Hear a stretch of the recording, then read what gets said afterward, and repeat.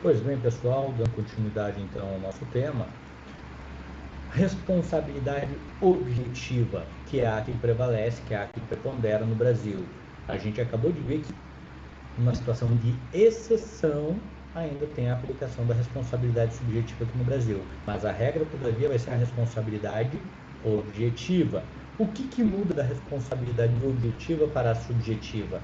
Basicamente, que a responsabilidade objetiva exclui a discussão sobre culpa ou dolo. Por isso, ela é também chamada de responsabilidade sem culpa. Ela decorre do risco administrativo. Isso está inscrito lá no 927, parágrafo único do Código Civil, que diz basicamente, ou em linhas gerais, que quem presta um serviço público assume o risco dos prejuízos que eventualmente causar, independentemente da existência de culpa ou dolo. Ou seja, risca a discussão sobre culpa ou dolo. A gente vai ter a base no quê? Ato, dano e um nexo de causa. Então, o ato praticado pela administração ou por seu concessionário, um ato praticado pelo gestor da administração pública e o dano advindo ao patrimônio do particular ou ao particular e a existência de um nexo de causa entre dano e conduta é que vão ser elementos suficientes para caracterizarem a responsabilidade objetiva. Enquanto na responsabilidade subjetiva tínhamos que comprovar 4 requisitos, aqui nós precisamos somente 3. Nós precisamos de um ato administrativo, de um ato da administração, nós precisamos de um dano e de um nexo de causa entre ato e dano. Configurado o elemento de causalidade entre o ato praticado pela administração e o dano superveniente, a administração terá o dever de indenizar. Então, risco administrativo. Quem presta um serviço assume o risco dos prejuízos que eventualmente causar, independentemente de culpa ou dolo. Olha o que diz o artigo 43 do Código Civil. As pessoas jurídicas de direito público interno são civilmente responsáveis por atos dos seus agentes e nessa qualidade, pessoal, isso é muito importante, o agente público que na qualidade de agente público, ele não precisa estar na função, ele não precisa estar no exercício da função pública, mas ele precisa estar na qualidade de agente público. Então, as pessoas jurídicas de direito público interno são civilmente responsáveis por atos dos seus agentes que nessa qualidade causem danos a terceiros. E aí a gente vai ver o direito regressivo posteriormente. Por que eu falei sobre nessa qualidade? Porque a gente vai discutir alguns fatores e a gente vai ver que a qualidade de agente público é elemento central na caracterização do dever ou não de responsabilidade de reparação. Lembrando então, enquanto na responsabilidade subjetiva nós discutíamos culpa e falta do serviço, aqui a gente vai discutir o quê?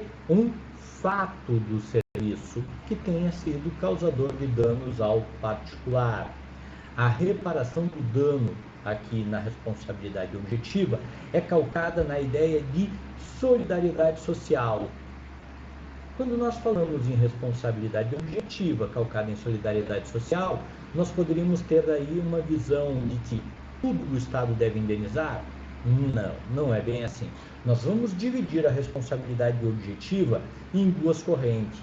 Na corrente da responsabilidade objetiva do risco administrativo, que é a que prepondera, e a corrente da teoria da responsabilidade objetiva sob a ótica do risco integral, que tem aplicação, mas é uma aplicação bem restritiva. Quanto ao debate sobre culpa ou dolo, fica lá no âmbito da ação de regresso do Estado para com seu agente. Dando continuidade, responsabilidade objetiva na modalidade risco administrativo é a adotada pela Constituição Federal de 1988. Reconhece a existência de excludentes ao dever de indenizar. Basicamente, houve um ato da administração, houve um dano ao particular e há um nexo de causalidade entre essa situação de ato e dano, a administração tem que indenizar, é isso que nós vimos. Todavia, a administração poderá se defender e alegar que não tem o dever de reparar. Ela poderá argumentar o quê? Que se trata de culpa exclusiva da vítima, que foi uma situação de força maior, ou ainda que foi culpa de terceiro. Exemplifico. O motorista da administração pública, com o carro perfeitamente legalizado, cumpre todos os requisitos, tudo que está estabelecido na lei para o carro rodar está sendo atendido. O motorista é habilitado, os impostos estão em dia, enfim, está redondinho, está perfeito. O cara está indo ali, o motorista está indo ali na via e de repente alguém se joga em frente ao veículo buscando se suicidar. A administração tem culpa? A administração tem responsabilidade, melhor dizendo? Não. Por quê? Porque foi culpa exclusiva da vítima.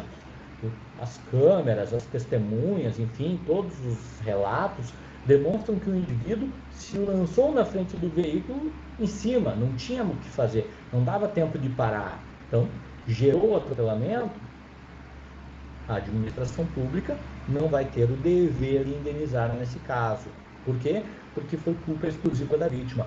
Além, eu já vi situações em que a administração entra contra os herdeiros, querendo a reparação dos danos que sobrevieram sobre o veículo. Por quê? Porque afinal a administração estava numa conduta lícita, não fez nada de errado, e o indivíduo, ao se lançar à frente do veículo buscando suicídio, gerou um prejuízo naquele automóvel. Então, a reparação desse automóvel é pleiteada na medida da herança que cada herdeiro recebeu. Poderia ainda a administração pública estar, naquele mesmo exemplo ali, o motorista está conduzindo o veículo oficial e um terceiro, vendo seu desafeto, vem e empurra ele na frente do veículo, querendo o matar. Observem que o motorista, o veículo oficial, não tem nada a ver com a situação. Eles, através do ato de deslocamento, a partir da queda da pessoa na frente do veículo, gerou atropelamento, pode ter levado ao óbito. Agora, eles não tinham responsabilidade. Por quê? Porque houve um terceiro que veio e empurrou. Então, culpa de terceiro.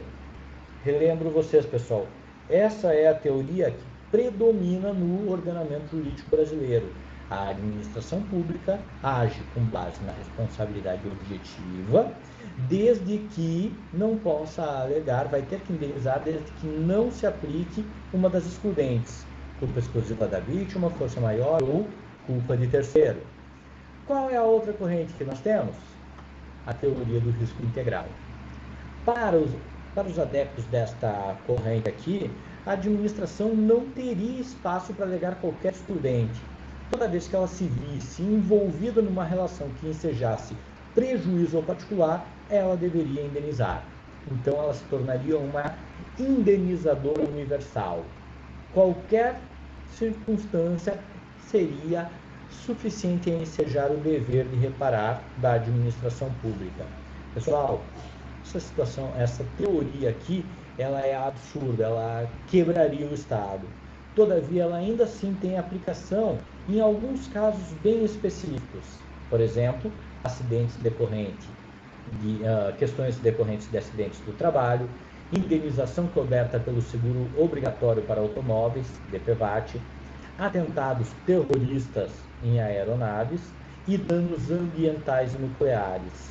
Então, a administração, tendo praticado um dano ambiental ou sendo responsável por um dano nuclear, não terá o que fazer. Indeniza independente de força maior, independente de culpa exclusiva, independente de, enfim, vai ser indenizador. Para indenizar, nós temos algumas características do dano. Primeiro ponto, o dano tem que ser anormal e o dano tem que ser específico. Dano anormal, pessoal, é aquele que ultrapassa os inconvenientes naturais e esperados da vida em sociedade. Imaginem vocês que a administração pública vai fazer uma reforma numa via e tenha que fechar ela por 1 ou 2 dias. Gerou um dano anormal? Pense em barreiras. Olha o infortúnio que é quando chega o período de carnaval, que a principal via da cidade, que atravessa a cidade, é fechada. Dá dor de cabeça? Claro que dá. Mas a vida em sociedade nos traz algumas inconveniências. Então aquele ali não é um dano anormal, não nos gera um prejuízo mensurável. Temos outros caminhos, temos outras possibilidades. Então não há que se falar ali em reparação. E dano específico é aquele que alcança destinatários determinados, ou seja, atinge um indivíduo ou uma classe delimitada de indivíduos. Nós vamos entrar na análise de cada um deles.